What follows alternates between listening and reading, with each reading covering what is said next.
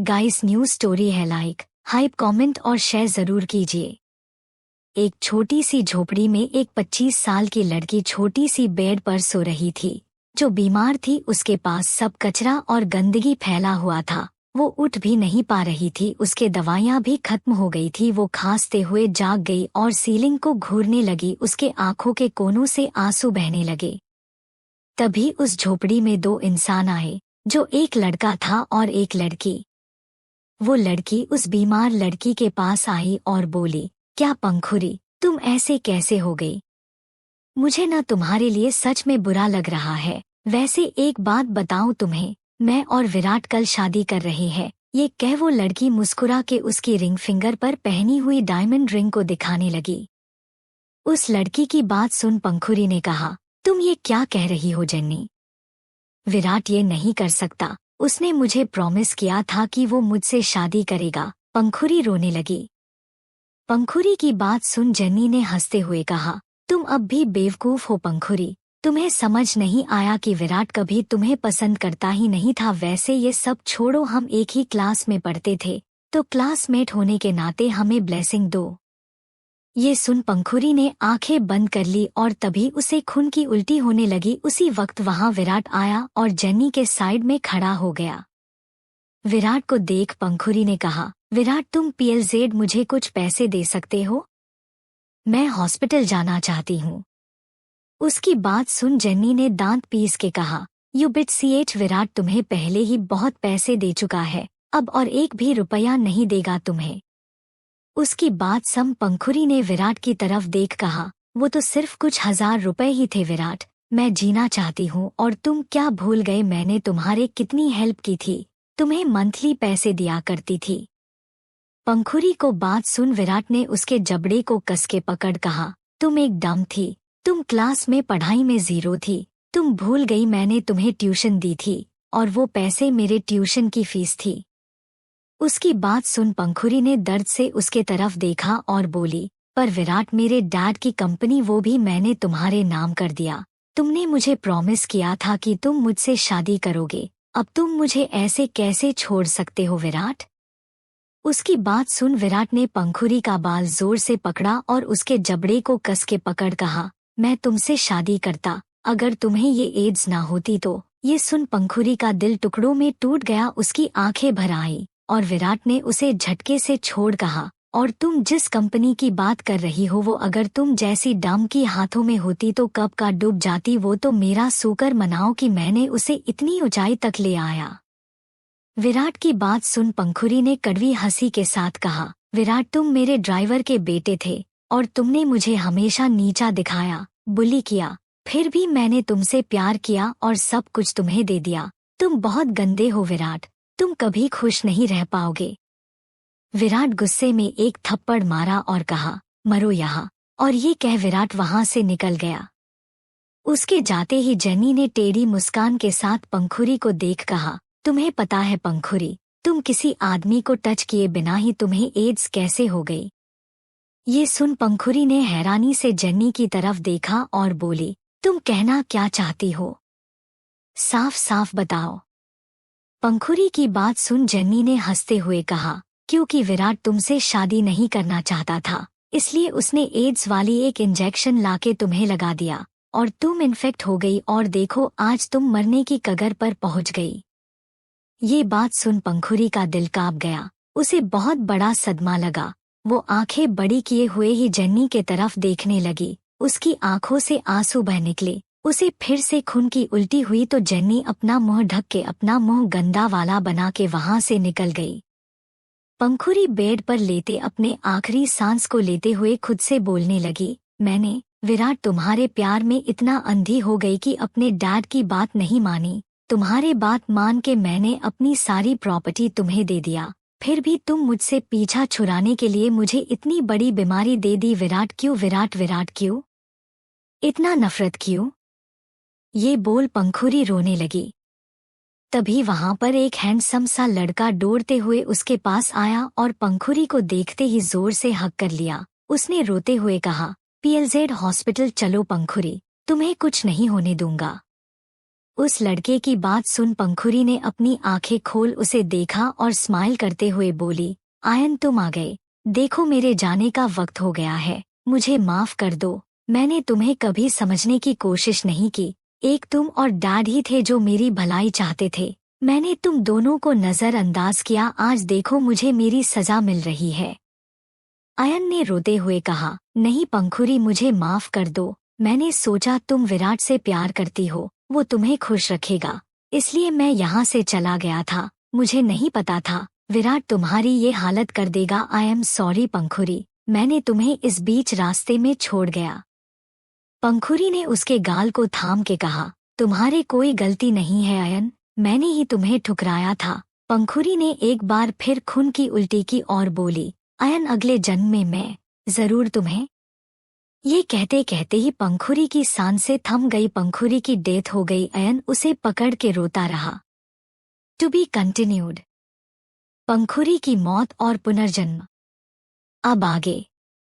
एक क्लासरूम में एक लड़की बेंच पर सर रखे एक लड़की सो रही थी। तभी उस लड़की की बेस्ट फ्रेंड अमीषा ने आवाज लगाई, पंखुरी उठो, देखो तुम क्लास में ही सो गई। अरे बाबा उठ भी जाओ, देखो लंच ब्रेक का टाइम हो गया है। तभी उस लड़की की यानी पंखुरी की आंखें खुली और वो सर घुमाकर अमीषा की तरफ देखा। वो अमीषा को देख शॉक हो गई और पूरे क्लासरूम के देखने लगी और फिर अपने आप को देखने लगी। उसने सोचा, मैं यहाँ कैसे? क्या मेरा रीबॉर्न हुआ है? फिर पंखुरी ने अपनी फोन में डेट देखा तो उसे पता चला कि वो 5 साल पहले लौट आई है। ये देख वो खुश हुई और भगवान को मन ही मन थैंक यू बोला, उसे फिर से जिंदगी देने के लिए। अमीषा उसे ऐसे रिएक्ट करते देख हैरान हुई और उसे हिलाकर बोली, अरे पंखुरी तुम ये क्या देख रही हो? पहले क्लासरूम को नहीं देखा क्या? पंखुरी अपने दोस्त को देख झट से गले लग गई और बोली, I missed you so much Amu. Amisha उसकी बात सुन कहा, अरे मेरी जान अभी थोड़ी देर पहले ही तो हम मिले हैं और हर रोज हम साथ ही रहते हैं, तो फिर भी तुम मुझे मिस करने लगी। पंखुरी ने कुछ नहीं कहा और उससे दूर हो गई और अपने एमएन में बोली, आई एम सॉरी अमू, मैंने तुम्हारी बात भी नहीं मानी और मैं उस हरामी विराट के पीछे भगती रही। फिर वो कुछ देर बाद ही मुस्कुराई और बोली, अरे अमू, तू तो मेरी जान है, इसलिए मिस करती हो हर वक्त।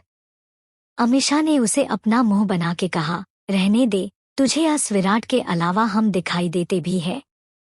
जा उसके पास, उसकी सेवा करने। उसकी बात सुन पंखुरी खामोश हो गई और तभी वहां विराट आया जो जेन्नी के साथ बैठा था। उसने पंखुरी को आवाज लगाई और पंखुरी ने जब उसकी तरफ पलटकर देखी तो विराट उसे एक पल के लिए देखता ही रह गया। पंखुरी बहुत खूबसूरत थी, उसकी आंखों में आज अलग ही चमक थी। विराट उसकी आंखों में देख जैसे एक पल के लिए खो ही गया। फिर वो होश में आया और पंखुरी को देख बोला, पंखुरी जाओ जाके जेन्नी के लिए कुछ खाने के लिए लेकर आओ, उसके पेट में दर्द है, उसे कुछ खा के मेडिसिन भी लेनी है। पंखुरी विराट को देख अपने मन में सोची, विराट मैं कितना इडियट थी अपने पिछले जन्म में, तुम मुझे बेवकूफ बनाते रहे और मैं बनती रही। तुम तो हमेशा जेन्नी को ही पसंद करते थे और मुझे तुम दोनों मिलकर बुली किया करते थे, लेकिन इस बार ऐसा नहीं होगा, मैं अपना बदला तुम दोनों से जरूर लूंगी। पंखुरी अपने सोच में गुम थी कि विराट ने उसके सामने चुटकी बजा के कहा, ओ हेलो मैडम, तुमने सुना नहीं मैंने क्या कहा? ये सुन पंखुरी अपने होश में आई और तभी अमीषा उसके कान में फुसफुसा कर कहा, तुम्हें इसकी बात मानने की कोई जरूरत नहीं है, तुम क्यों हर बार उसके आगे झुक जाती हो पंखुरी? पंखुरी अपने दोस्त की तरफ देखकर एक स्माइल पास कर दी और बैठी रही। विराट फिर पंखुरी को आवाज लगाई और कहा, तुम अभी तक गई नहीं? तभी जेन्नी उसके पास आई और मासूम सा चेहरा बना के बोली, विराट रहने दो, मैं खुद ले लूंगी, वैसे भी तुम क्यों पंखुरी को बोल रहे हो, मैं खुद जा रही हूँ। ये बोल वो जाने लगी तो विराट ने उसके कलाई पकड़ ली और उसे रोक के कहा, जेन्नी तुम्हें कहीं जाने की कोई जरूरत नहीं है, पंखुरी अभी जाएगी। क्यों पंखुरी? उसने पंखुरी की तरफ देख के पूछा। पंखुरी उठ खड़ी हुई और स्माइल करते हुए बोली, ओके मैं ले आती हूँ। ये बोल वो एटीट्यूड से वहां से चली गई और साथ में अमीषा भी उसके पीछे चली गई। अमीषा ने उसे देख गुस्से में कहा, तुम न पंखुरी बहुत डरपोक हो, तुम क्यों हर बार अस विराट के सामने झुकती हो? वो तुम्हारा यूज कर रहा है, तुम्हें ये कब समझ आएगी? ये सुन पंखुरी ने जवाब दिया, मैं समझ गई हूँ अम्मू, मैं बस उन दोनों को अच्छे से एक मजक चबाना चाहती हूँ, आगे आगे देखो होता है क्या। ये बोल पंखुरी कैंटीन में पहुंचकर कुछ खाने के लिए ऑर्डर करने लगी। To be continued. तुम एक नौकर की बेटी हो। अब आगे।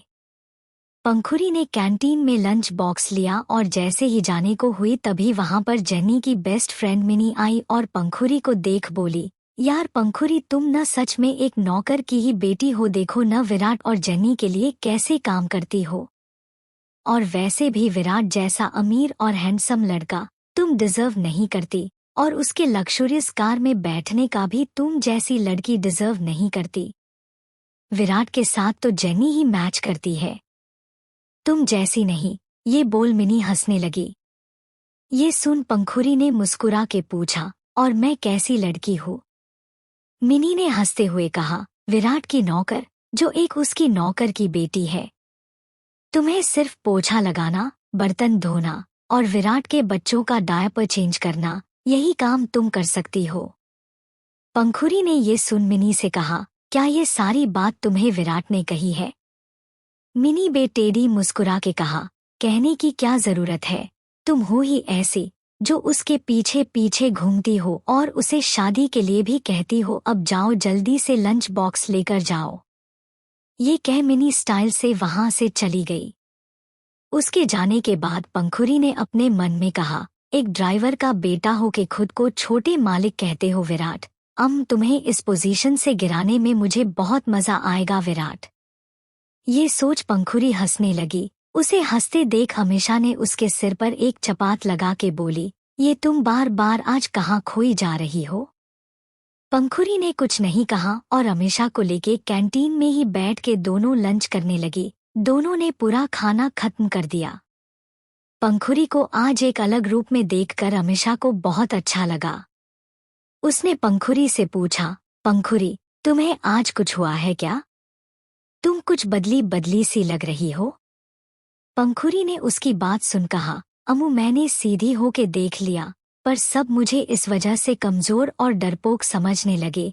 इस वजह से सबने मुझे दबा के रखना चाहा, पर अब से मैं ऐसा बिल्कुल नहीं होने दूंगी।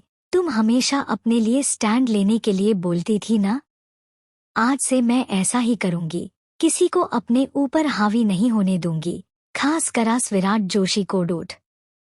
ये कह पंखुरी ने अपने दांत पीस लिए। पंखुरी की बात सुन अमीषा बहुत खुश हुई और उसे गले लगा लिया। तभी वहां पर विराट आया और उन दोनों को देख उनके सामने ही खड़ा हो गया। विराट ने उनके सामने रखी हुई वो खाली हो चुकी बॉक्स को देखी और बोला, पंखुरी मैंने तुम्हें जेनी के लिए लंच लाने के लिए कहा था न? इतनी देर क्यों लगी? और ये क्या तुमने खा लिया है? उसकी बात सुन पंखुरी ने अपने हाथ और मुंह टिश्यू से पोंछ कर कहा, हाँ मैंने खा लिया क्योंकि मुझे भूख लगी थी। उसकी बात सुन विराट ने गुस्से के साथ कहा, तुम ऐसा कैसे कर सकती हो पंखुरी? मैंने कहा था न कि जेनी के पेट में दर्द है, उसे मेडिसिन लेने के लिए खाने की जरूरत है, तो तुमने मेरी बात क्यों नहीं मानी? पंखुरी ने हंस के जवाब दिया, जेनी को पेट दर्द है तो तुम जाओ न उसके लिए खाना लेकर आओ, वैसे भी मैंने अपने पैसों से खरीद कर खाया है, तुम बोलने वाले कौन होते हो? पंखुरी की बात सुन मिनी आगे आई और बोली, पंखुरी तुम एक नौकर की बेटी होकर इतना आकर किसको दिखा रही हो? और जो पैसे तुम अपना कह रही हो, वो पैसे तो विराट ही तुमको देता है ना अपने काम का। ये बात सुन के पंखुरी ने विराट के कान में फुसफुसा के कहा, क्या ये बात कि मैं एक सर्वेंट की बेटी हूँ तुमने कही है क्लास में और कॉलेज में? विराट ये सुन घबरा गया और बोला, पंखुरी तुम बात का बतंगर मत बनाओ, और तुमने जो ये हरकत की है ना, इसके लिए मैं तुम्हें माफ नहीं करूंगा। और तुम मुझसे माफी मांगोगी? पंखुरी ने ये सुन हंस के कहा, मैं क्यों माफी मांगू तुमसे? मैंने क्या कोई गलती की है? जिसके लिए मैं माफी मांगूं? विराट ने ये सुन दांत पीस के कहा, पंखुरी अगर तुम ऐसे ही करती रही न तो मेरी लग्जूरियस कार में तुम्हें हमारे साथ बैठने नहीं दूंगा। उसकी बात सुन पंखुरी ने मन में सोचा, मेरी ही कार को अपना कहते हो और मेरे ही कार में मुझे बैठने नहीं दोगे। देखते हैं आज कौन नहीं बैठता है। ये सोच पंखुरी टेढ़ी स्माइल करने लगी। To be continued. अगर आप लोगों को स्टोरी पसंद आ रही है तो कमेंट करके जरूर बताइए। तुम्हारी कितनी बेइज्जती होगी। अब आगे। पंखुरी ने मन में सोचा, विराट तुम्हें शो ऑफ करना बहुत पसंद है ना? अगर तुम अपने इस झूठे अमीरगिरी से गिरे तो तुम्हारी कितनी बेइज्जती होगी ना? ये सोच पंखुरी मुस्कुराने लगी और अमीषा उसे हिलाते हुए बोली, पंखुरी तुम ये सब इतना कैसे सुन लेती हो यार? मुझे न उस विराट का गला दबाने का मन करता है। ये कह अमीषा दांत पीसने लगी। तो पंखुरी ने उसे शांत रहने का इशारा किया और क्लास में चली गई उसको लेके। विराट कैंटीन से निकलकर एक गली में रुक गया और सोचने लगा, ये पंखुरी आज कुछ बदल गई है। हमेशा वो मुझसे डरती रहती थी, मैं जो कहूँ वो करती थी, मेरे आगे जुबान तक नहीं खोलती थी। फिर आज ऐसा क्या हो गया जो ये लड़की मुझे उल्टा जवाब दे रही है? तभी वहां पर जेनी आई और विराट का एक बाँह पकड़ के बोली, विराट चलो क्लास का वक्त हो गया है। दोनों फिर क्लास में चले गए और पंखुरी और अमीषा तो पहले से ही आ गई थी। पंखुरी आज बहुत मन लगा के पढ़ रही थी। ये बात विराट ने भी नोटिस कर ली थी। फिर उसने भी अपना सर झटका और पढ़ने में मन लगाया। जेनी पंखुरी को देख टेढ़ी स्माइल कर मन ही मन खुश हो रही थी। कुछ देर बाद सारी क्लासेस खत्म हुई और पंखुरी अमीषा के साथ बाहर आ गई। अमीषा अपने कार में घर चली गई और तभी वहां पर मेबाक का एक लग्जूरियस कार आकर रुकी। सबको ये पता था कि ये कार विराट की है। पंखुरी जो अपने कार का ही इंतजार कर रही थी, वो जल्दी से कार में आई और कार के बैक सीट पर बैठ गई। ये देख मिनी और कुछ लड़कियां बोली, ये पंखुरी ऐसे कैसे बैठ रही है? ये कार तो विराट की है ना, तो फिर ये मालकिन जैसा बर्ताव क्यों कर रही है?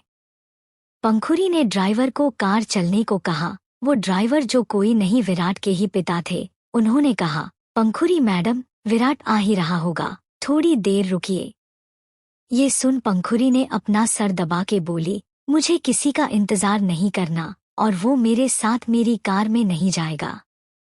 अब गाड़ी चलाओ। ये सुन विराट के पापा अपने दांत पीस के मन में सोचा, ये लड़की हमेशा तो विराट के साथ जाती है, उससे डरती है। आज क्या हो गया? अचानक कैसे बदल गई ये? कोई न कुछ दिनों बाद तो तुम मेरी बहू बनोगी, तब देखता हूँ तुम्हें। फिर उन्होंने नकली हंसी के साथ कहा, क्या आपका और विराट का झगड़ा हुआ है? PLZ उसे गलत मत समझिए, वो दिल का बहुत अच्छा है। तो पंखुरी ने गुस्से से कहा, मैंने कहा ना, गाड़ी चलाइए। लेकिन विराट के पापा गाड़ी चला ही नहीं रहे थे। तभी उन्हें विराट जेनी के साथ आते हुए दिखा, तो उन्होंने एक्साइटेड होके कहा, वो देखिए विराट आ गया। विराट और जेनी वहां पहुंच गए तो विराट के पापा ने कहा, छोटे मालिक बैठ जाइए। ये सुन विराट अपने फ्रेंड के सामने घमंड से मुस्कुरा दिया और कार का दरवाजा खोल जैसे ही बैठने को हुआ तो पंखुरी ने उसे रोक लिया और ये देख विराट ने उसके कान में कहा, पंखुरी यहाँ तमाशा मत करो, चुपचाप मुझे अंदर बैठने दो। ये सुन पंखुरी ने कहा, ये कार मेरी है और मैं आज अकेली जाना चाहती हूँ, तुम अलग से आ जाओ। ये सुन विराट ने कहा, देखो पंखुरी, मैं तुमसे माफी मांग लूंगा, पर PLZ दोस्तों के सामने मेरी बेइज्जत मत करो। पंखुरी का ऐसा रवैया देख मिनी ने कहा, ये पंखुरी मालकिन जैसा रिएक्ट क्यों कर रही है? तभी दूसरी लड़की ने कहा, अरे विराट बहुत काइंड हार्टेड है, इसलिए तो वो पंखुरी को कभी नौकर की बेटी होने का एहसास भी नहीं करवाता। ये पंखुरी तो सच में बहुत शेमलेस है। तो मिनी ने दांत पीस के कहा, विराट ही इसे झेल सकता है, अगर मैं होती तो इसको इसकी जगह दिखाती और इसे अभी के अभी बाहर निकालती। मिनी ने विराट को जोर से चिल्ल के कहा, Virat throw her out. Virat, उसके साथ ही सारी लड़कियां चीखने लगी कि पंखुरी को बाहर निकाल दो।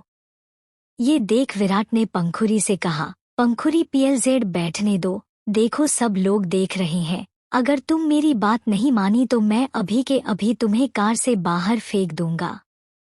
पंखुरी उसको देखती रही और विराट ने पंखुरी का हाथ पकड़ के उसको कार से बाहर खींच लिया और खुद जाके कार में बैठ गया और जेनी को भी बिठाया। ये देख सभी लड़कियां हंसने लगी और विराट ने कहा, ड्राइवर गाड़ी चलाओ।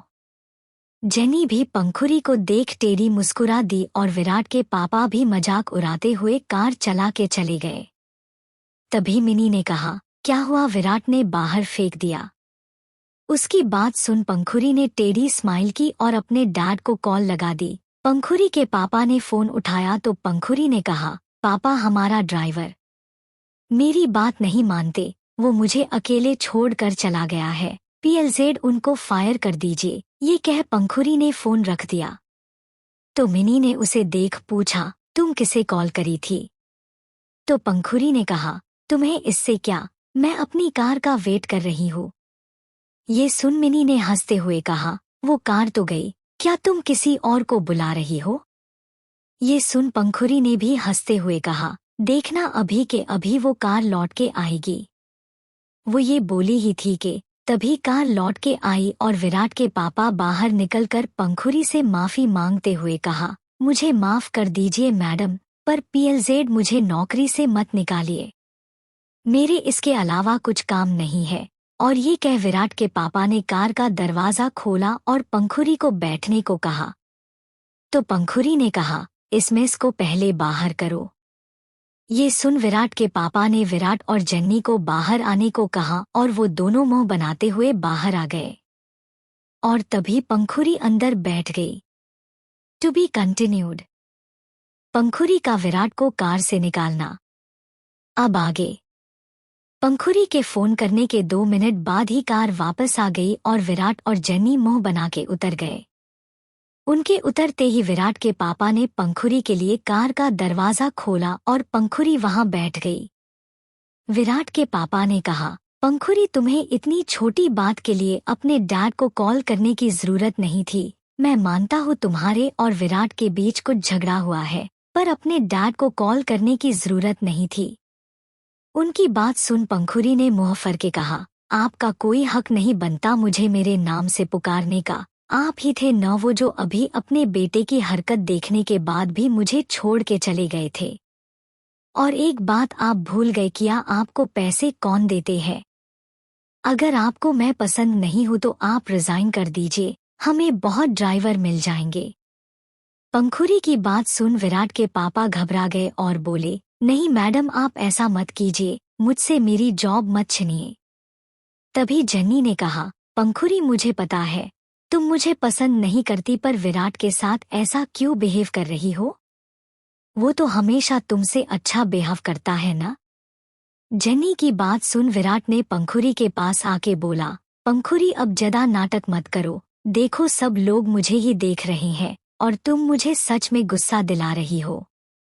तुम मुझे ऑफेंड कर रही हो पंखुरी। पंखुरी ने अपने मन में कहा, ऑफेंड?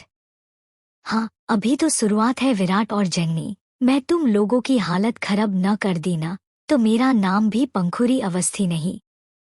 तभी मिनी ने कहा, पंखुरी तुम अपने मालिक के साथ ऐसा बिहेव कैसे कर सकती हो? विराट तुम्हें कुछ कहता नहीं, इसका ये मतलब तो नहीं न कि तुम उसे ही उसके गाड़ी से बाहर निकाल दोगी।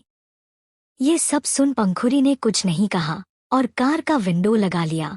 फिर विराट के पापा भी ड्राइविंग सीट पर बैठ गए। उन्होंने फिर से कहा, मैडम विराट को भी बुला लीजिए, वो कैसे जाएगा? पंखुरी ने इरिटेट होकर कहा, वो मेरी प्रॉब्लम नहीं है, मैं उन दोनों के साथ नहीं जाना चाहती और आगे से वो कभी मेरे कार में नहीं आना चाहिए, नहीं तो आपकी कंप्लेंट करने में मुझे 1 मिनट नहीं लगेगा। पंखुरी की बात सुन विराट के पापा घबरा गए और पंखुरी ने कहा, ड्राइव। पंखुरी की कार विराट के मुंह में धूल उड़ाते हुए चली गई। जेनी अपना पैर पटकते रह गई। उसने बेचारा मुंह बना के कहा, विराट तुमने उसे रोका क्यों नहीं? अब हम कैसे जाएंगे? विराट अंदर ही अंदर गुस्से में जल उठा। उसने अपनी मन में कहा, तुम्हें मैं छोड़ूंगा नहीं पंखुरी, तुमने मुझे ऐसे ही छोड़ गई, तुम मुझे रेंट हुए माफी मांगने आओगी। फिर जेन्नी की तरफ देख बोला, चलो आज टैक्सी का राइड लेते हैं, कभी कभी ऐसे भी चलना चाहिए ना। ये सुन जेन्नी ने मुंह बना लिया और पैर पटकते हुए विराट के बाद पीछे पीछे चली गई। वो दोनों अब टैक्सी का इंतजार करने लगे। उधर कार में पंखुरी अपने मन में बोली, बहुत जीली तुम लोगों ने मेरे वजह से अमीरों की जिंदगी, अब अपनी असली औकात में आने का वक्त आ गया है तुम लोगों का। और फिर विराट के पापा की तरफ देख बोली, आपको भी सजा जरूर मिलेगी अंकल, आप मेरे पापा के दोस्त हो के भी उनकी ही प्रॉपर्टी पर नजर डाली, आपको भी मैं आपकी जगह जरूर दिखाऊंगी। ये सोच पंखुरी के मन में आग जलने लगी। वो कुछ देर अपनी आंखें बंद कर ली। ड्राइविंग सीट पर बैठे विराट के पापा गुस्से में अपने दांत पीसने लगे। कुछ देर बाद ही पंखुरी अपने घर पहुंच गई। वो कार से उतरी और अपने आलिशा घर को देखने लगी। ये घर नहीं एक महल जैसा था, जो अपनी पिछली जिंदगी में अपने डैड के मौत के बाद ही विराट ने उससे सारी प्रॉपर्टी ले ली थी झूठी वादे करके। और उसके बाद जब सारी प्रॉपर्टी विराट के नाम हो गई तो उसने पंखुरी को एड्स से इन्फेक्ट करवा दिया और पंखुरी को इस घर से निकाल के एक झोपड़ी में ले गया। पंखुरी ने पिछले जन्म में 5 साल से अपने घर को नहीं देखा था, इसलिए उसके लिए घर में आना भी 5 साल बाद ही हो रहा था। वो इमोशनल हो गई, उसके आंखों से आंसू बह निकले। सब कुछ वैसा ही था जो उसने अपने पिछले जन्म में 5 साल पहले देखा था। वो धीरे धीरे अंदर गई और लिविंग रूम में ही घर की पुरानी मेड आशा जी दिखाई दी। उन्होंने पंखुरी को देख उसके पास आई और पूछी, पंखुरी बेटा, छोटे मालिक नहीं आए आपके साथ? पंखुरी ने आशा जी को देख मन में सोचा, आशा आंटी, आपने भी मुझे विराट से दूर रहने के लिए कितनी बार कहा था, लेकिन मैंने आपकी बात नहीं सुनी। पापा और आयन के बाद आप ही थी जो मेरे भलाई चाहती थी, लेकिन मैंने विराट के प्यार में पागल हो के सबको अनदेखा कर दिया। आशा आंटी, अब मैं ऐसा कुछ नहीं करूंगी। पंखुरी को चुप देख आशा जी ने फिर पूछा, पंखुरी बेटा, तुमने बताया नहीं छोटे मालिक नहीं आए? पंखुरी उनकी बात सुन होश में आई और बोली, आशा आंटी, आज के बाद इस घर की कोई छोटे मालिक नहीं है। पंखुरी की बात सुन आशा जी खुश हो गई और अपने मन में सोची, लगता है पंखुरी बेटा को विराट की असलियत पता चल गई। मुझे बहुत खुशी हुई। ये सोच वो मुस्कुराने लगी। तभी उन्होंने पंखुरी को बताया, पंखुरी बेटा, अयन आया है, तुम्हारी बारे में पूछ रहा था, वो गार्डन में है, मैं उन्हें बता दूं कि आप आ गई है। अयन का नाम सुन पंखुरी खुश हो गई। उसके आंखों में बहुत सारी इमोशन दिखाई देने लगी। वो खुशी से उछलते हुए बोली, नहीं आंटी, मैं खुद जाके मिल लूंगी। ये बोल वो दौड़ते हुए अयन के पास चली गई। To be continued. अयन मिलने आया पंखुरी से। अब आगे पंखुरी गार्डन के तरफ जाने लगी। वो अयन के पास पहुंच गई। अयन उसके तरफ पीठ करके खड़ा था। पंखुरी एक एक कदम धीरे धीरे बढ़ा रही थी। उसका दिल जोर जोर से धड़क रहा था। उसकी आंखें नम होने लगी। वो एक तक अयन को देख रही थी। पंखुरी अयन के पीछे खड़ी हो गई और हल्की आवाज में पुकारी, अयन। अयन ने पीछे मुड़ के देखा तो पंखुरी को अपने सामने पाया। पंखुरी को अपने सामने देख अयन की दिल को सुकून मिला। दोनों एक दूसरे के आंखों में देखने लगे। पंखुरी ने अपनी धीमी आवाज में कहा, अयन तुम यहाँ कब आए तुम? अयन उसकी बात सुन होश में आया और बोला, वो मैं तुम्हें देखने आया था। फिर अपने मन में बोला, तुम तो मुझे देखना भी नहीं चाहती। पंखुरी ने अयन का जवाब सुन खुश हो गई और वो अपने मन में कहने लगी, अयन ये 20 साल का हैंडसम सा लड़का जो पापा ने मेरे लिए चुना था, पर मैं अंधी इतने हॉट हैंडसम से लड़के को छोड़ इस धोखेबाज वाहिवात विराट के पीछे भागती रही। पर अब मैं सारी गलती सुधारूंगी। पंखुरी ये सब स्माइल करते हुए सोच रही थी। अयन माथुर इंडस्ट्री का एक लौटा वारिस, जो पूरा माथुर एम्पायर अयन का ही था। दिखने में गोरा, बाल सिल्की और टॉल, जो कोई भी लड़की देख के उसे अपना दिल दे दे। पंखुरी कुछ न बोलते देख अयन ने कहा, पंखुरी मैं चलता हूँ, मैं सिर्फ तुम्हें देखने आया था। अयन जैसे ही जाने के लिए मुड़ा, पंखुरी ने उसे आवाज लगाई और मुस्कुरा के बोली, अयन क्या तुम मेरे साथ डिनर करोगे? आशा आंटी बहुत अच्छा खाना बनाती है। अयन पंखुरी के मुंह से ये सुन शॉक हो गया, क्योंकि पंखुरी पहली बार उसे ऐसे खाने के लिए पूछ रही थी, नहीं तो वो पहले सीधे मुंह बात भी नहीं करती थी।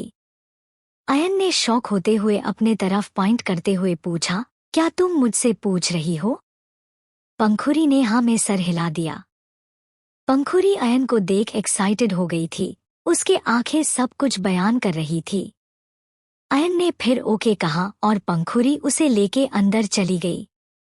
उधर विराट जेनी के साथ टैक्सी में आ रहा था। वो आज पहली बार ऐसे आ रहा था, क्योंकि आज तक उसने पंखुरी के भोलेपन का और उसके प्यार का गलत फायदा उठाया था।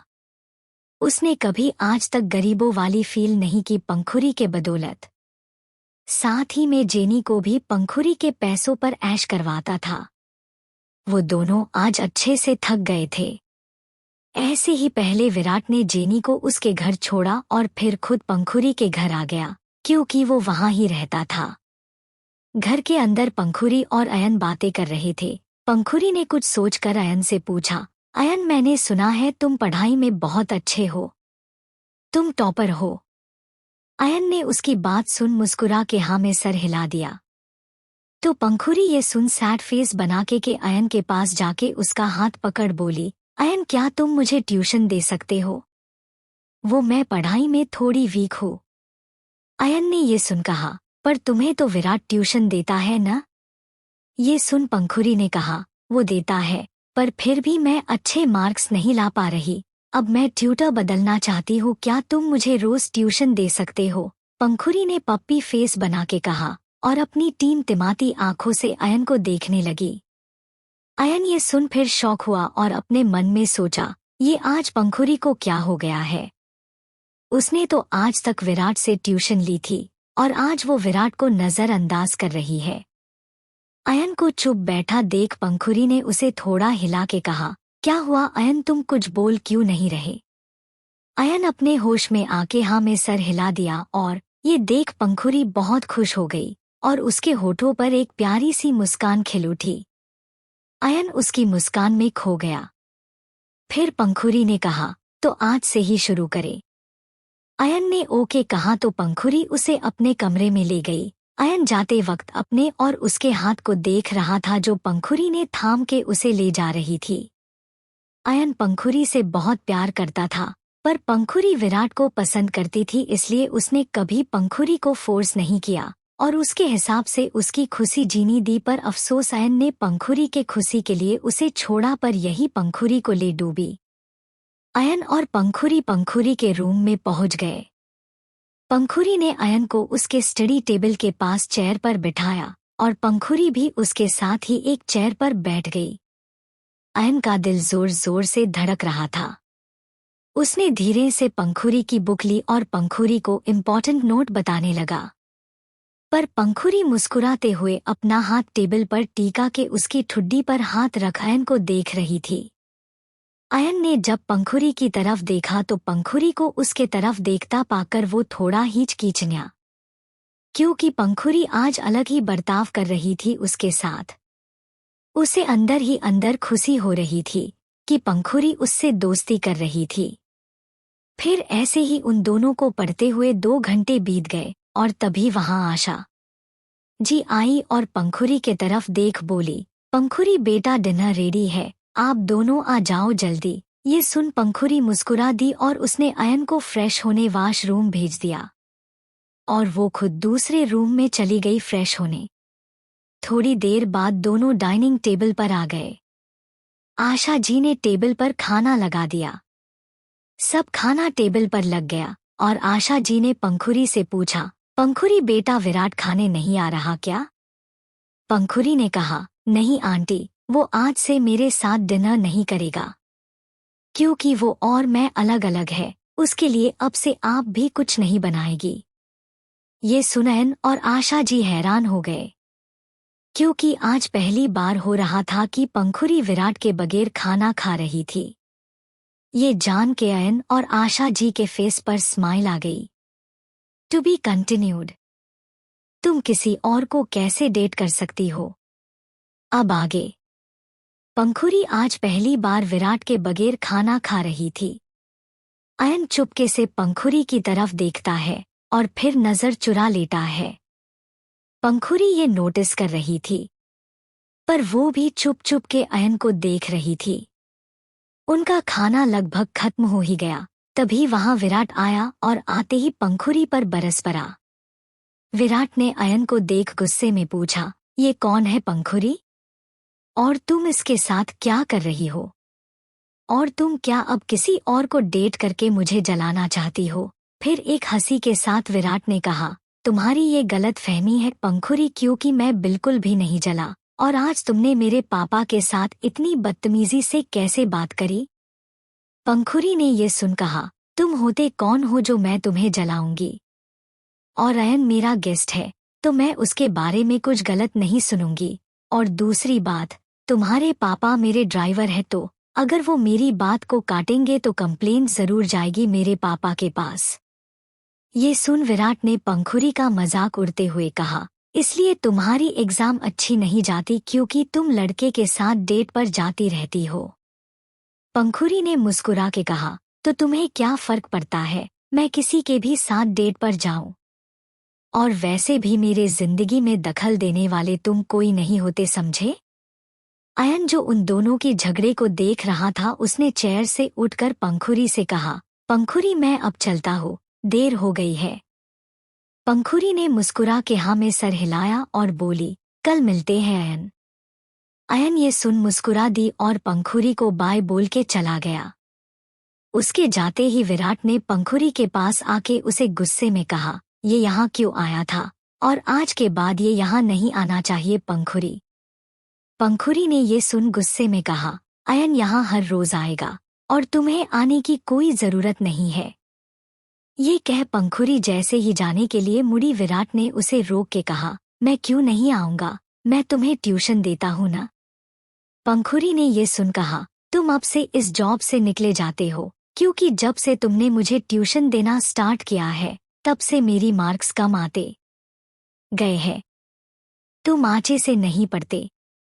विराट ने टेढ़ी स्माइल कर कहा, तुम्हें अच्छे मार्क नहीं मिलते क्योंकि तुम डम्ब हो, गधी हो। जेनी को भी तो मैं ट्यूशन देता हूँ, वो तो कितनी अच्छी है पढ़ाई में, तुम ऐसे लड़कों के साथ डेट पर जाते हो इसलिए तुम पढ़ाई में बुरी हो, समझी? ये सुन पंखुरी ने कहा, तो तुम्हें आज से मैं आजाद करती हूँ, तुम जा सकते हो। विराट ये सुन घबरा गया और मन में सोचा, अगर मैंने ये छोड़ दिया तो पंखुरी जो मुझे इतने पैसे देती हो वो मुझे नहीं मिलेगा। कॉलेज में सब मुझे अमीर समझते हैं, मेरी तो नाक कट जाएगी। मैं ऐसे ही ये ट्यूशन देना नहीं छोड़ सकता। तभी विराट ने कहा, पंखुरी मैं तुम्हें माफ करने के लिए तैयार हूँ, तुम बस इस बात से गुस्सा हो न कि मैं जेनी के साथ रहता हूँ, तो मैं उसके साथ नहीं रहूंगा। ओके, अब मुझे ट्यूटर जॉब से मत निकालो। ये सुन पंखुरी जोर जोर से हंसी और बोली, तुम कितने गलत फहमी में हो न विराट, किसने कहा कि मुझे तुम्हें जेनी के साथ देखकर अच्छा नहीं लगता? तुम दोनों तो एक दूसरे के लिए परफेक्ट हो और ये फालतू की बातें अपने दिमाग में मत लाना कि मुझे तुम्हें जेनी के साथ देखकर बुरा लगता है। ये सुन विराट शॉक हो गया और हकल के बोला, पर तुम ही तो मुझे जेनी के साथ देखकर हर बार रोती थी, मुझे डेट करने के लिए आगे पीछे घूमती थी, और मैंने तुम्हें भाव नहीं दिया तो तुमने किसी और को डेट कर लिया। और एक बात, तुम चाहे 10 ट्यूटर बदल लो पर तुम पढ़ाई में कभी अच्छी नहीं हो सकती। ये सुन पंखुरी ने मुस्कुरा के कहा, देख लेंगे, अब तुम जा सकते हो, और हाँ, अपना सामान लग्जरी रूम से सर्वेंट क्वार्टर में शिफ्ट कर लो, ठीक है? और ये कह पंखुरी वहां से गाना गाते हुए चली गई। विराट वो ही दांत पीस के रह गया। उसने मजबूरी में अपना सारा सामान लग्जरी रूम से निकाल लिया और सर्वेंट क्वार्टर में ले गया। वो गुस्से में लाल पिला होने लगा। उसने रूम में जाके दांत पीस के बोला, पंखुरी मैं तुम्हें छोड़ूंगा नहीं, मैं मेरी और मेरे पापा का बेइज्जती का बदला जरूर लूंगा। दूसरी तरफ पंखुरी अपने बेडरूम में जाके नहाने चली गई और थोड़ी देर बाद वो बाहर आई और उसने नाइट सूट पहन लिया और वो बेड पर लेट गई। वो लेटे लेटे अपने पास्ट लाइफ के बारे में सोचने लगी कि कैसे विराट उसे मैनिपुलेट करता था। अपने ही घर में वो नौकर जैसी रहती थी क्योंकि विराट और उसके पापा पंखुरी पर हुक्म चलाते थे। पंखुरी भी विराट को अपने पास रखने की आश में वो कुछ नहीं कहती और अपने पापा से भी सब बातें छुपा के रखती थी। उसने खुद से कहा, मैं इस जन्म का अच्छे से इस्तेमाल करूंगी। विराट, जेनी और तुम लोगों का जो गैंग है ना, मैंने अगर तुम लोगों को खून के आंसू ना रुलाया तो मैं भी पंखुरी अवस्थी नहीं। अब से तुम लोगों का सामना डरी सहमी पंखुरी से नहीं, दबंग पंखुरी से होगी। अपनी उल्टी गिनती शुरू कर दो तुम लोग। और फिर अयन के बारे में सोच के मुस्कुराने लगी और ऐसे ही उसे नींद आ गई। दूसरी तरफ अयन भी अपने घर पहुंच गया और फ्रेश होके अपने रूम में ही था। वो पंखुरी के बारे में सोच रहा था कि पंखुरी ने कैसे आज इतनी अच्छी से मुस्कुरा के बात की और उसे ट्यूशन भी देने के लिए कहा, नहीं तो वो हमेशा विराट विराट ही कहती रहती थी। पंखुरी का बदला हुआ उसके लिए रवैया अयन को बहुत अच्छा लगा और वो ऐसे ही सो गया। To be continued. पंखुरी ने विराट को लात मार के कार से निकाल दिया। अब आगे। पंखुरी की नींद सुबह के 7 बजे खुली और वो एक स्माइल करके उठी और वॉशरूम चली गई। वो नहाते वक्त भी गॉड को थैंक यू बोल रही थी उसे एक और मौका देने के लिए। खैर, वो नहा के आई और सीधे कॉलेज जाने के लिए रेडी हो गई। वो रेडी होके नीचे गई और डाइनिंग टेबल पर बैठ गई। आशा जी ने उसके लिए ब्रेकफास्ट लाई और पंखुरी नाश्ता करने लगी। उसने आशा आंटी को भी साथ में ही खाने के लिए कहा। आशा आंटी भी पंखुरी के साथ ही नाश्ता करने लगी। क्योंकि पंखुरी के साथ सिर्फ आशा आंटी ही थी उसके ख्याल रखने के लिए। पंखुरी के पापा बिजनेस के चलते अब्रॉड में थे। दोनों ने नाश्ता खत्म करी और पंखुरी आशा आंटी को बाय बोल के बाहर चली गई। बाहर ही विराट के पापा कार में बैठे थे। पंखुरी कार के बैक सीट पर बैठी और कार ड्राइव करने के लिए कहा, लेकिन तभी विराट डोट हुए आया और कार का गेट खोल सीधे पंखुरी के पास ही बैठ गया। पंखुरी ये देख अपनी आंखें छोटी कर ली और उसे घूरने लगी। विराट ने अपने पापा से कहा कि पापा पहले जेनी को पिक कर लेना, फिर हम कॉलेज जाएंगे।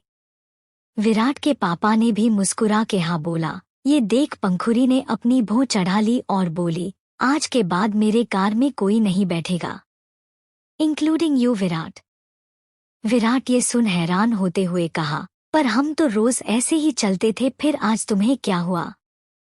पंखुरी ने स्माइल करके कहा, मैं मालिक हूँ तो अब से मेरा मन है अकेले जाने का और तुम खुद ब खुद बस से चले जाओ, मेरे साथ बैठने की तुम्हारी औकात नहीं है।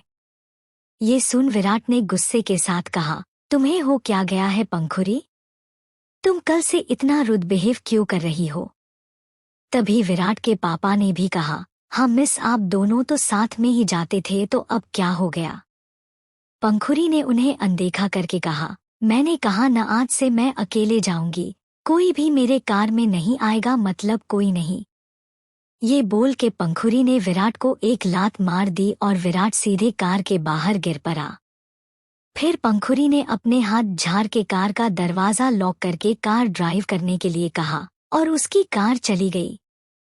विराट नीचे गिर के दर्द से कराह रहा था। अचानक गिरने से उसके कोहनी पर चोट आई थी। वो गुस्से में बोला, पंखुरी अब मुझे सच में गुस्सा आ रहा है, मैं तुम्हें छोड़ूंगा नहीं। तुमने मेरे पापा की इंसल्ट करी, मुझे नीचा दिखाया, मैंने तुमसे माफी न मंगवाई तो मेरा नाम भी विराट नहीं। ये बोल के वो उठा और वहां से जाने लगा। वो जाके बस स्टॉप में वेट करने लगा। कुछ देर बाद बस आई और वो चला गया। जेनी भी आज बस से ही आई थी। पंखुरी कॉलेज पहुंच गई और एंट्रेंस गेट पर ही उसने अमीषा को देखा, जो उसका ही वेट कर रही थी। पंखुरी अमीषा के पास गई और उसने अमीषा को हग कर लिया। अमीषा ने भी हग कर लिया और दोनों अपने क्लासरूम में जाने लगी। वो दोनों क्लासरूम में अंदर गई और तभी जेनी की दोस्त मिनी ने उनका रास्ता रोक लिया और एरोगेंटली पंखुरी से बोली, पंखुरी तुमने कल विराट को डिच किया है, तुम्हारी हिम्मत कैसे हुई उससे ऐसे बिहेव करने की? तुम सिर्फ उसके ड्राइवर की बेटी हो के इतना एटीट्यूड क्यों है तुम में? और तुमने कल कार से उन्हें बाहर कर दिया। उसकी बात सुन पंखुरी ने अपनी आई रोल करके कही, क्योंकि वो कार मेरी है, मैं जिसके साथ चाहे जो करूं। जिसको मन करेगा मेरे कार में बिठाऊंगी और जिसको मन करेगा बाहर फेंक दूंगी। मुझे कोई रोक नहीं सकता।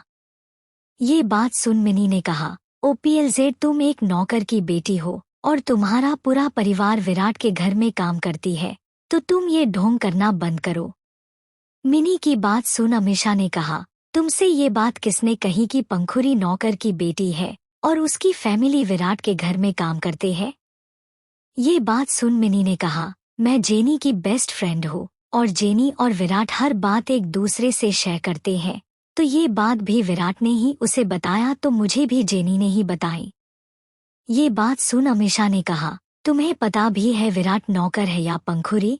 वो आगे बोलने ही वाली थी कि तभी वहां विराट जेनी के साथ आया और उन लोगों के बीच आके उन लोगों की बात को बीच में ही रोक दिया और बोलने लगा कि चलो क्लास शुरू होने वाली है। मिनी जाने के लिए रेडी नहीं थी पर जेनी ने उसे खींच के सीट के पास ले गई और उसे सीट पर बिठा दिया। अमीषा भी अपने सीट पर चली गई। पंखुरी ने विराट को देख मुस्कुरा के बोली, क्या तुमने ये बातें फैलाई है कि मैं तुम्हारी नौकर की बेटी हूँ? मैं सबको बोल दूं क्या आखिर सच क्या है? उसकी बात सुन विराट ने घबरा के कहा, पंखुरी छोड़ो ये बातें, देखो क्लास शुरू होने वाली है, जाओ अपनी सीट पर। ये कह विराट अपना पसीना पोंछ के जेनी के पास बैठ गया। पंखुरी जाते हुए विराट को देख मन में सोची, खेल लो, कितना खेलना है विराट, मेरे पास भी टाइम है, मैं तुम्हें धीरे धीरे करके तोड़ूंगी, जैसे तुमने मुझे तोड़ा था। ये सोच स्माइल कर पंखुरी अमीषा के पास बैठ गई। कुछ देर बाद क्लास में टीचर आई और पढ़ाना शुरू किया। पंखुरी बहुत ध्यान देके पढ़ाई कर रही थी। विराट ये नोटिस कर रहा था। वो तिरछी नजरों से पंखुरी को देख रहा था। पंखुरी को इतना मन लगा के पढ़ते देख उसे भी हैरानी हुई। कुछ देर बाद टीचर चली गई और जेनी ने मुंह बनाते हुए विराट से बोली, विराट यहाँ सब कहते हैं कि पंखुरी एक रिच फैमिली से बिलोंग करती है, क्या ये सच है? ये बात सुन विराट जबरदस्त मुस्कुरा के कहा, जेनी, पंखुरी को मेरे डैड बहुत प्यार करते हैं, अपने बेटी मानते हैं, इसलिए मैं भी उसे कुछ नहीं कहता। बाकी कोई और बात नहीं है। जेनी ये सुन राहत की सांस ली और पंखुरी के तरफ देख सोची, हाँ विराट सही कह रहा है, क्योंकि पंखुरी ने ओल्ड फोन यूज करती है और विराट ब्रांडेड फोन यूज करता है और मुझे विराट कितनी महंगी महंगी गिफ्ट्स भी खरीद के देता है। इससे ही पता चलता है कि कौन किसके सर्वेंट है। ये सोच जेनी टेढ़ी स्माइल करने लगी और पंखुरी को देखने लगी, जो अपने फोन में अयन के साथ चैट कर रही थी। To be continued. विराट की बर्थडे प्लानिंग। अब आगे। विराट ने पंखुड़ी की तरफ अपने जलते हुए निगाह से देख रहा था, क्योंकि उसे बर्दाश्त नहीं हो रहा था यूं पंखुड़ी का उसे इग्नोर करना। वो गुस्से में दांत पीसने लगा। कुछ देर बाद लंच ब्रेक की बेल बजी और जैसे ही पंखुड़ी और अमीषा जाने के लिए उठी, तभी वहां पर विराट आया और बोला, पंखुड़ी तुम ये जो मन लगा के पढ़ने का नाटक कर रही हो, इससे तुम्हें कुछ हासिल नहीं होगा, क्योंकि तुम कभी पढ़ाई में अच्छी नहीं हो सकती। उसकी बात सुन पंखुड़ी ने मुस्कुरा के कहा, आज तक ऐसा हुआ क्योंकि मैंने गलत इंसान से ट्यूशन ली थी, इसलिए अब मैंने तुम्हारे जगह अयन को चूज कर लिया है। पंखुड़ी का ऐसा जवाब सुन विराट को गुस्सा आया और बोला, तुम मुझे ऐसे कैसे निकाल सकती हो? और वैसे भी तुम्हें मेरे अलावा कोई हैंडल नहीं कर सकता। पंखुड़ी उसकी बात सुन मुस्कुरा दी और बोली, ठीक है तो अब ट्यूटर बदल के देख ही लेती हूँ कि इस बार मेरी एग्जाम कैसे जाती है। विराट ने गुस्से में दांत पीस के कहा, तुम्हें पता है तुम फेल क्यों होती हो? क्योंकि तुम लड़कों से ज्यादा ही चिपकती हो। मैंने देखा है थोड़ी देर पहले तुम अयन के साथ कैसे हंस हंस के चैट कर रही थी। मुझे ऐसी लड़की बिल्कुल पसंद नहीं जो अलग अलग लड़के के साथ घूमती हो। कुछ दिन पहले तो मेरे आगे पीछे घूमती थी तुम, अब अयन के पीछे लग गई। पंखुड़ी उसे ध्यान से देख हंस के बोली, तो तुम्हें क्या मिर्ची लग रही है? मैं जिसके साथ भी घूमूं, तुम हमारे स्टैंडर्ड को मैच नहीं करते। तुम्हें पता है न अयन कौन है? तो अपना ये एटीट्यूड अपने पास रखो। और ये बोल पंखुड़ी अमीषा के साथ बाहर चली गई। विराट वही खड़ा दांत पीस के रह गया। जेनी जो कब से विराट और पंखुड़ी को घूर रही थी, वो विराट के पास आई और बोली, तुम पंखुड़ी से क्या बात कर रहे थे? विराट ने अपनी नजर इधर उधर करके कहा, जेनी कुछ नहीं, मैं बस ऐसे ही कुछ पूछ रहा था। जेनी ने फिर अपना सर झटक के बोली, विराट कल तुम्हारा बर्थडे है, तो क्या तुम कल मेरे लिए एक ड्रेस रेंट पर दिलवा सकते हो? मतलब तुम तो कल पार्टी दे रहे हो ना? अगर मैं अच्छी सी ड्रेस पहन के आई तो तुम्हें ही अच्छा लगेगा। विराट ने ये सुन अपने मन में सोचा, पंखुड़ी क्या तुम मेरे लिए कुछ सरप्राइज प्लान कर रही हो? इसलिए शायद तुम मुझसे ऐसा रूखा बर्ताव कर रही हो। फिर विराट अपने सोच से बाहर आके बोला, जेनी रेंट की क्या जरूरत है? मैं तुम्हें एक अच्छी सी ड्रेस खरीद दूंगा, ओके? जेनी ने मासूम सा चेहरा बना के कहा, पर विराट मुझे ऐसे तुमसे कुछ भी लेना अच्छा नहीं लगता। रेंट ही चलेगा। तो विराट ने उसके दोनों हाथ थाम के कहा, जेनी मैं तुमसे बहुत प्यार करता हूँ, तो क्या मैं तुम्हारे लिए एक ड्रेस नहीं ले सकता? जेनी मुस्कुरा दी और उन दोनों के पास मिनी आके बोली, विराट क्या तुम पिछले साल की तरह इस बार भी दी ग्रैंड होटल सनफ्लावर में पार्टी दोगे? मिनी की बात सुन सोच में पड़ गया और सोचने लगा, पिछली बार पंखुड़ी ने मुझे होटल सनफ्लावर में एक सरप्राइज पार्टी दी थी। इस बार भी शायद वो कुछ ऐसा ही प्लान कर रही होगी। क्या मैं सबको इनवाइट कर लूं? हाँ कर लेता हूँ, क्योंकि पंखुड़ी हर बार मुझे सरप्राइज पार्टी देती है, तो इस बार भी देगी। फिर दांत पीस के मन में सोचा, पंखुड़ी मैं तुम्हें इतनी आसानी से माफ नहीं करूंगा। अगर मैंने तुम्हें कल पार्टी में मुझसे नाक रगड़कर माफी न मंगवाया तो मेरा नाम भी विराट नहीं। विराट अपने सोच में गुम था तो जेनी ने उसे हिलाते हुए कहा, अरे विराट कहाँ खो गए? विराट अपने होश में आया और प्राउडली हंस के बोला, क्यों नहीं, कल जरूर पार्टी होगी और तुम सबको कल मेरे बर्थडे पर इनवाइट करता हूँ, तुम सबको आना पड़ेगा। खूब एंजॉय होगी, पार्टी, खाना पीना सब होगा। विराट की बात सुन एक लड़की ने जंप करके कहा, सच में विराट, क्या तुम हमें इतने बड़े होटल में पार्टी दोगे? जो कोई भी नॉर्मल इंसान उस होटल को अफोर्ड नहीं कर सकते। सच में विराट तुम तो बहुत अमीर हो यार। उस लड़की बात सुन विराट घमंड से मुस्कुराने लगा और मिनी बोली, तुम्हें पता है पिछली बार कितना एंजॉय की थी हमने? उस होटल के स्टाफ एक लाइन में खड़े होके विराट को ग्रीट कर रहे थे। अगर विराट अमीर नहीं होता तो क्या इतने बड़े होटल के स्टाफ उसके सामने सर झुकाते क्या? तभी सभी क्लास के स्टूडेंट विराट को एक रिस्पेक्ट के साथ देखने लगे। जेनी को भी बहुत अच्छा लग रहा था कि विराट उसका बॉयफ्रेंड है। विराट ने मन में सोचा कि कैसे पिछले साल पंखुड़ी के कहने पर सब स्टाफ विराट को एक स्पेशल ट्रीट दे रहे थे। फिर जेनी ने एक मासूम चेहरा बना के विराट से पूछा, विराट क्या हम पंखुड़ी को इनवाइट नहीं करेंगे? विराट ने कहा, वो आ जाएगी, और वो मन में सोचने लगा, वो तो आएगी ही, क्योंकि वो मुझे खो नहीं सकती ना। और इस बार पंखुड़ी मैं तुम्हें ऐसा सबक सिखाऊंगा कि अगली बार से मेरे खिलाफ कभी नहीं जा पाओगी तुम। अब तो वक्त ही बताएगा कि विराट पंखुड़ी को सबक सिखाता है या पंखुड़ी विराट को। फिर कुछ देर बाद विराट जेनी को लेके शॉपिंग मॉल चला गया। क्लास खत्म होने का भी इंतजार नहीं किया। अयन भी अपने क्लास में बैठ के पंखुड़ी के बारे में सोच रहा था। वो इतना क्यूट था न कि पंखुड़ी अगर अभी उसे देख लेती तो अपना दिल हार जाती। पंखुड़ी और अमीषा कैंटीन पहुंच गई, अपने लिए पास्ता और कोल्ड ड्रिंक ऑर्डर कर ली। कुछ देर बाद उनकी ऑर्डर आया और दोनों खाने लगी। अमीषा ने पंखुड़ी से पूछा, पंखुड़ी तो कुछ मुझे बदली बदली सी लग रही है, कुछ हुआ क्या तुझे?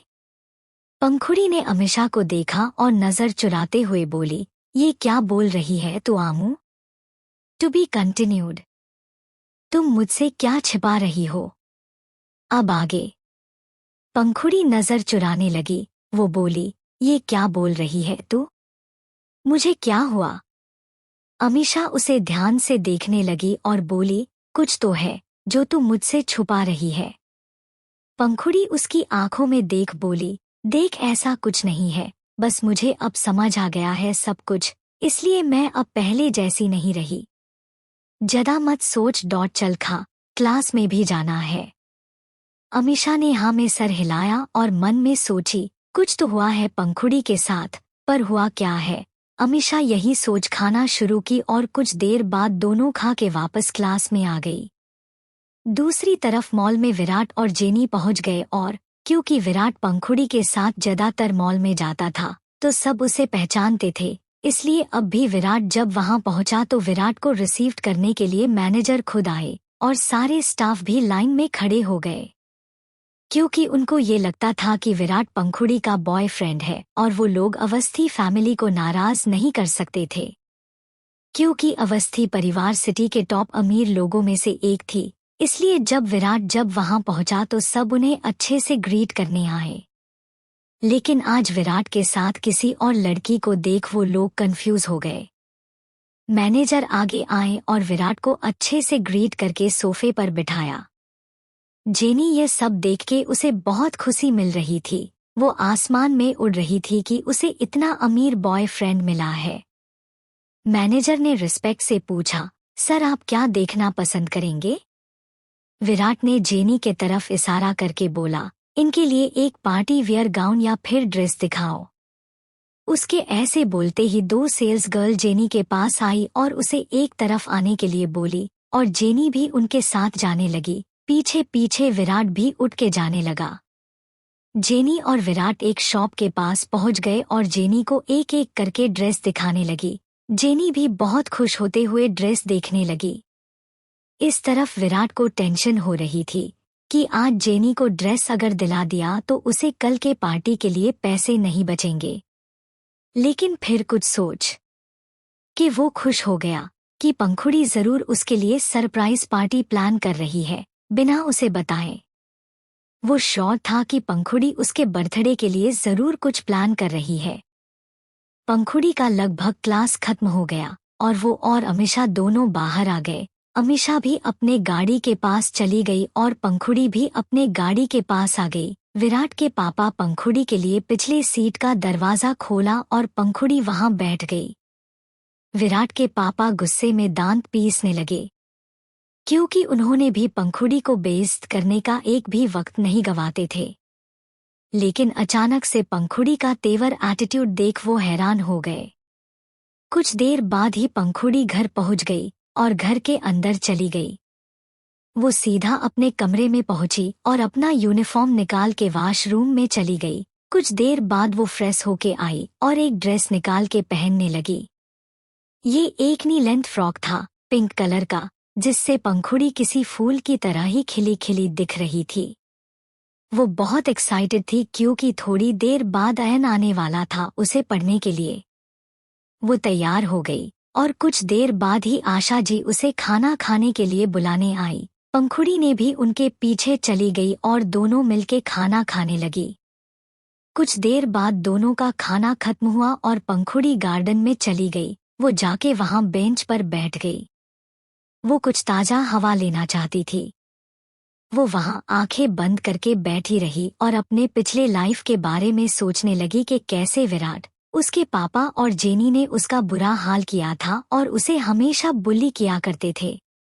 पंखुड़ी की माँ बचपन में ही उनकी डेथ हो गई थी और पंखुड़ी के पापा ने अकेले उसे बड़ा किया था। फिर आशा जी थी उसकी ख्याल रखने के लिए। फिर पंखुड़ी के 6 साल की उम्र में विराट उसे मिला, क्योंकि पंखुड़ी के डैड और विराट के पापा एक दोस्त थे। तो पंखुड़ी के डैड ने भी विराट के पापा को एक नौकरी दे दी, क्योंकि विराट के डैड पढ़े लिखे नहीं थे।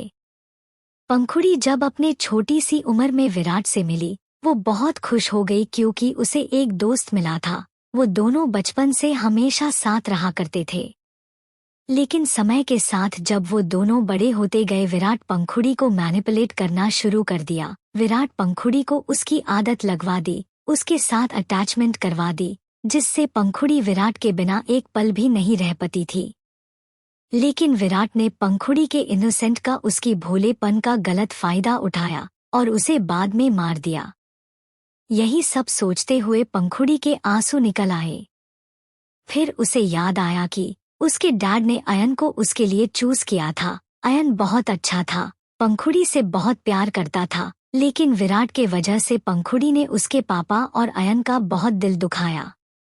पंखुड़ी ने अपने आप से कहा, पापा मैं अब आपकी सारी बात मानूंगी। अयन को अब मैं अपने से दूर नहीं जाने दूंगी, क्योंकि मेरे आखिरी वक्त पर सिर्फ अयन ही था मेरे साथ।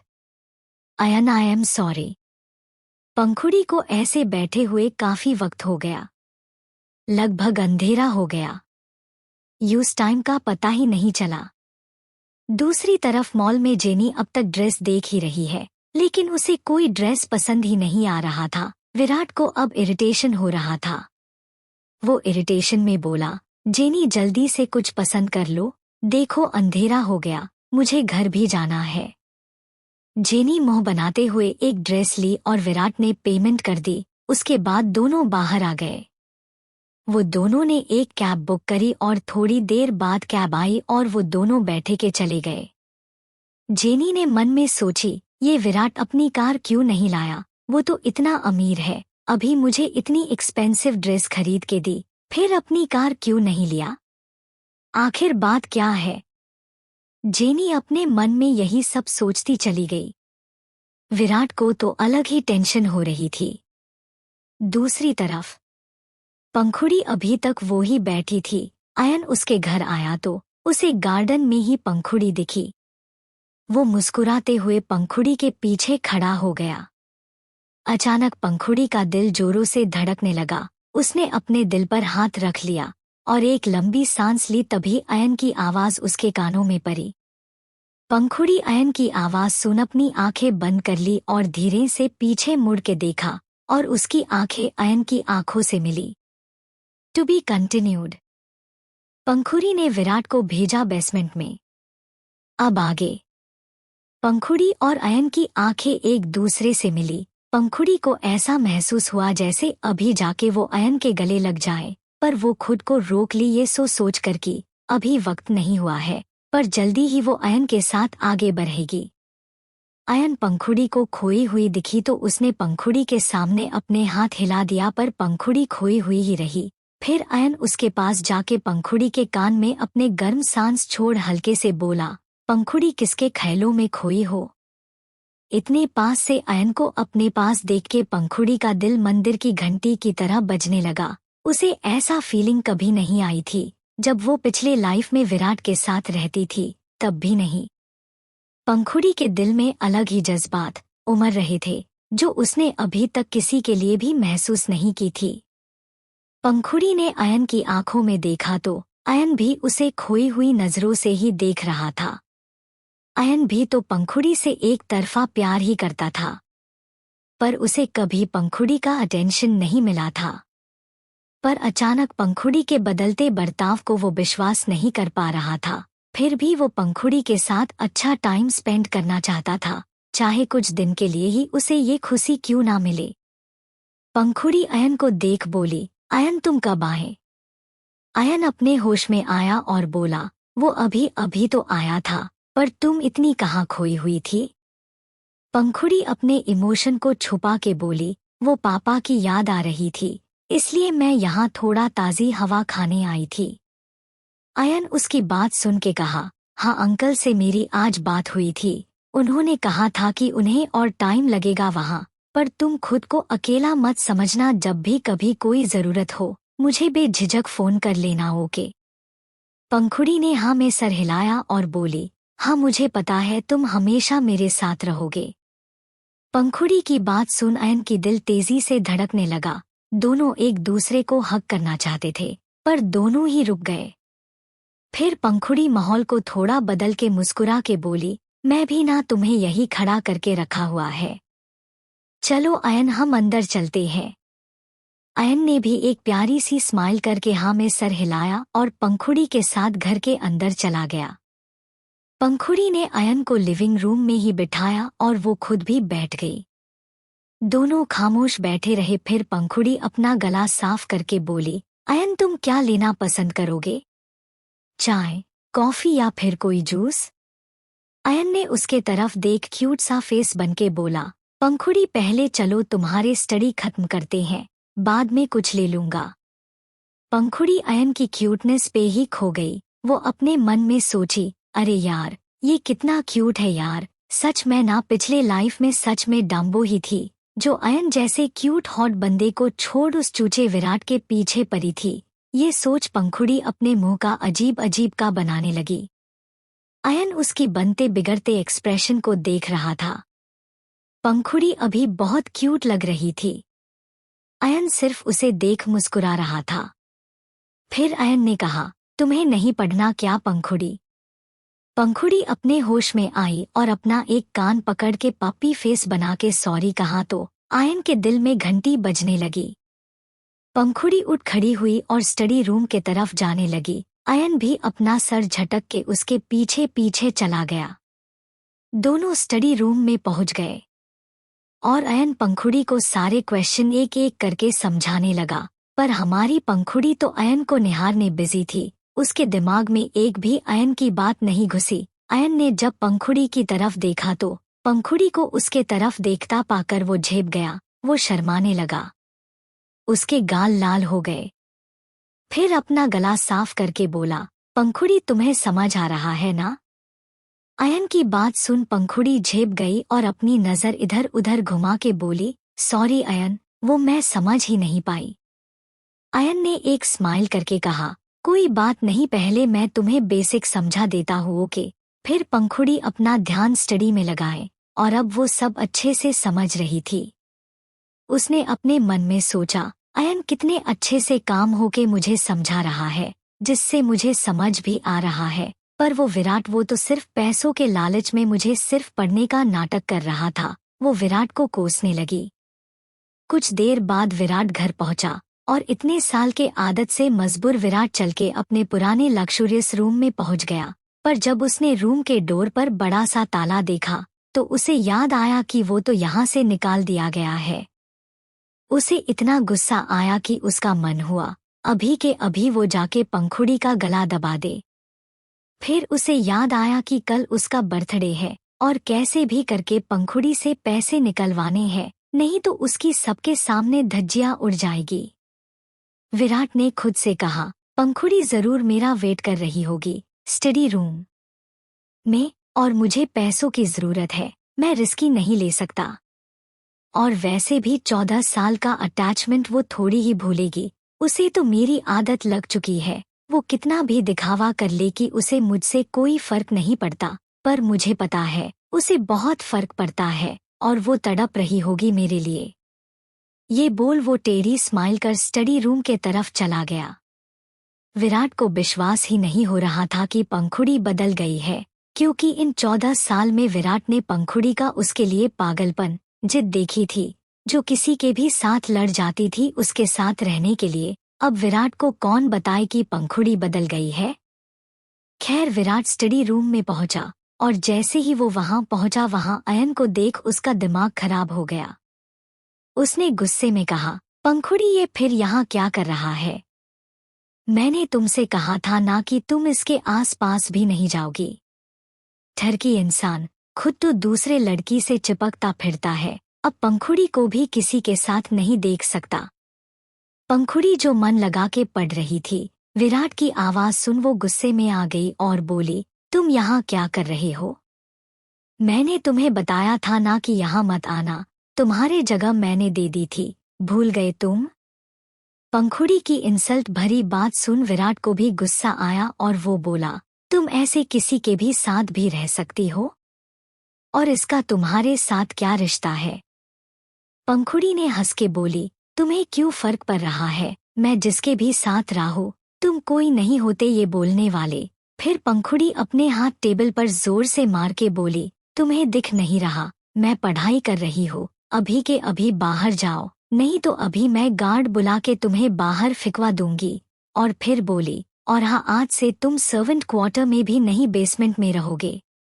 पंखुड़ी की बात सुन विराट की हालात खराब हो गई। वो गुस्सा तो बहुत था पर कुछ बोल ही नहीं पाया, क्यों आज उसे पंखुड़ी से सच में डर लग रहा था। फिर भी वो थोड़ा काम होके कहा, पंखुड़ी मैं वहाँ कैसे रहूंगा, वहाँ ठीक से लाइट भी नहीं है, बेड भी नहीं है, सोचो थोड़ा मैं वहाँ कैसे रहूंगा। फिर पंखुड़ी टेढ़ी स्माइल कर बोली, सड़क पर रहने से तो अच्छा ही है ना, या फिर सड़क पर रहना पसंद करोगे। अयन तो पंखुड़ी का ये रूप देख शॉक ही हो गया और विराट भी डरते हुए जल्दी से वहां से भाग गया और वो रूम के बाहर जाके खड़ा हो गया। To be continued. Ready for dinner. अब आगे। विराट जाके रूम के बाहर खड़ा हो गया और वो थोड़ी देर खड़े होके 1 2 3 काउंट करने लगा, ये सोच के कि पंखुड़ी उसे वापस बुलाने आएगी, पर पंखुड़ी नहीं आई। वो शॉक हो गया और फिर मुस्कुरा के खुद से बोला, शायद अब आएगी। ऐसे बोल के वो फिर 3 तक गिननी की, पर पंखुड़ी अब भी नहीं आई।